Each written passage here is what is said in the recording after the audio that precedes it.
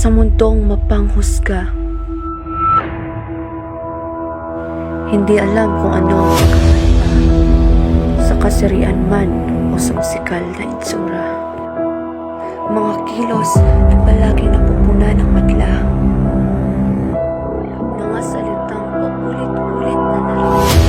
Mga matang nakatingin na may kakaibang mapinaghawatig. Hindi nila alam kung gaano kahirap pagpilitan ang anyong anak ng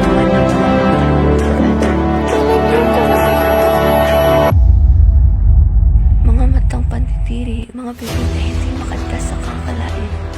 Basihan niyo ba ang kasuotan sa kasarian? Siguro ngang katawa-tawa isipin ang mga bagay na hindi normal sa kanilang paningin.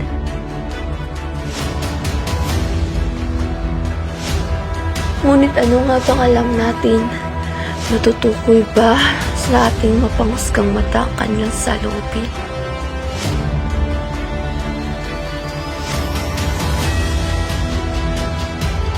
Sa lipunan na ating ginagalawan, kung saan puno ng pangungutya at mga taong ayaw malamangan. Mga taong magaling lang pag may kailangan.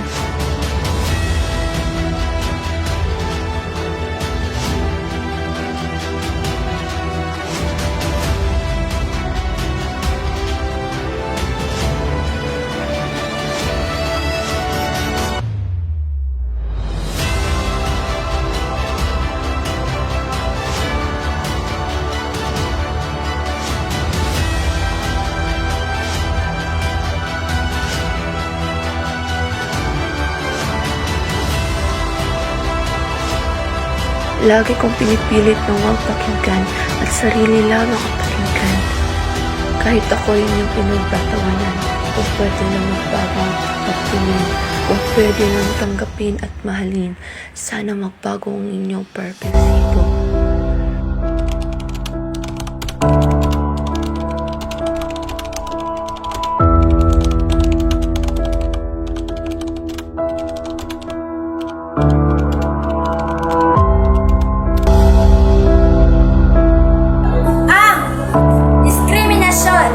Ay dapat itigil at igalang ang L, G, B, T,